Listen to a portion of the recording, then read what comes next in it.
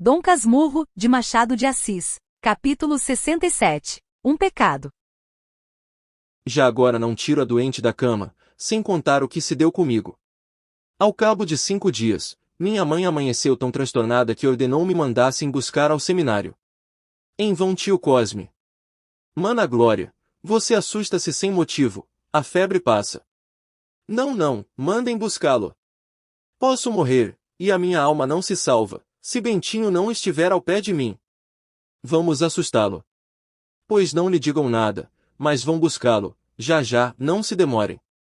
Cuidaram fosse delírio, mas, não custando nada trazer-me, José Dias foi incumbido do recado.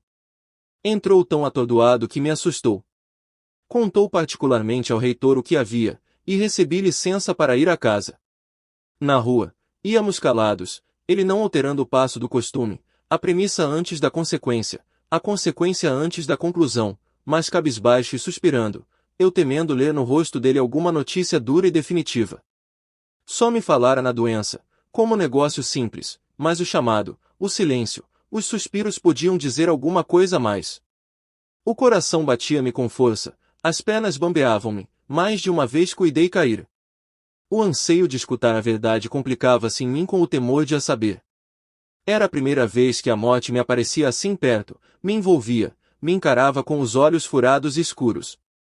Quanto mais andava aquela rua dos Barbonos, mais me aterrava a ideia de chegar à casa, de entrar, de ouvir os prantos, de ver um corpo defunto. Oh, eu não poderia nunca expor aqui tudo o que senti naqueles terríveis minutos. A rua, por mais que José Dias andasse superlativamente devagar, parecia fugir-me debaixo dos pés, as casas voavam de um e outro lado, e uma corneta, que nessa ocasião tocava no quartel dos municipais permanentes, ressoava aos meus ouvidos como a trombeta do juízo final. Cheguei aos Arcos, entrei na rua de Matacavalos. A casa não era logo ali, mas muito além da dos Inválidos, perto da do Senado. 3 ou 4 vezes, quisera interrogar o meu companheiro, sem ousar abrir a boca, mas agora, já nem tinha tal desejo.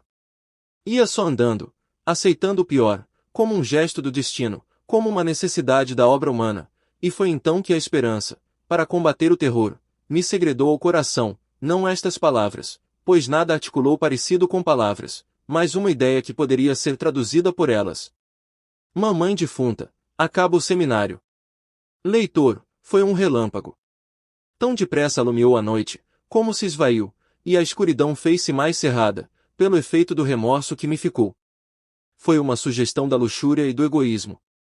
A piedade filial desmaiou um instante, com a perspectiva da liberdade certa, pelo desaparecimento da dívida e do devedor. Foi um instante, menos que um instante, o centésimo de um instante, ainda assim o suficiente para complicar a minha aflição com um remorso. José Dias suspirava. Uma vez olhou para mim tão cheio de pena que me pareceu haver-me adivinhado, e eu quis pedir-lhe que não dissesse nada a ninguém, que eu ia castigar-me, etc. Mas a pena trazia tanto amor, que não podia ser pesar do meu pecado, mas então era sempre a morte de minha mãe. Senti uma angústia grande, um nó na garganta, e não pude mais, chorei de uma vez. Que é Bentinho? Mamãe. Não, que ideia é essa? O estado dela é gravíssimo, mas não é mal de morte, e Deus pode tudo. Enxugue os olhos, que é feio um mocinho da sua idade andar chorando na rua. Não há de ser nada, uma febre. As febres, assim como dão com força, assim também se vão embora. Com os dedos não, onde está o lenço?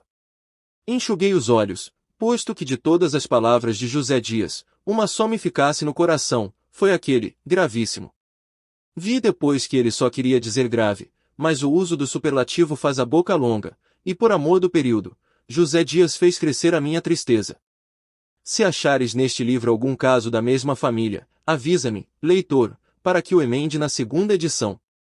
Nada mais feio que dar pernas longuíssimas a ideias brevíssimas. Enxuguei os olhos, repito, e fui andando, ansioso agora por chegar a casa, e pedir perdão à minha mãe do ruim pensamento que tive. Enfim, chegamos, entramos, subi trêmulos 6 degraus da escada, e daí a pouco, debruçado sobre a cama, ouvi as palavras ternas de minha mãe que me apertava muito as mãos, chamando-me seu filho. Estava queimando, os olhos ardiam nos meus, Toda ela parecia consumida por um vulcão interno. Ajoelhei-me ao pé do leito, mas como este era alto, fiquei longe das suas carícias. Não, meu filho, levanta, levanta.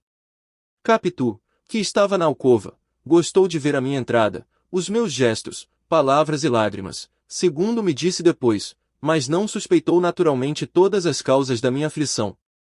Entrando no meu quarto, pensei em dizer tudo à minha mãe, logo que ela ficasse boa, mas esta ideia não me mordia, era uma veleidade pura, uma ação que eu não faria nunca, por mais que o pecado me doesse. Então, levado ao remorso, usei ainda uma vez do meu velho meio das promessas espirituais, e pedi a Deus que me perdoasse e salvasse a vida de minha mãe, e eu lhe rezaria 2000 Padre Nossos. Padre que me leis, perdoa este recurso, foi a última vez que o empreguei. A crise em que me achava, não menos que o costume e a fé, explica tudo. Eram mais 2000, onde iam os antigos?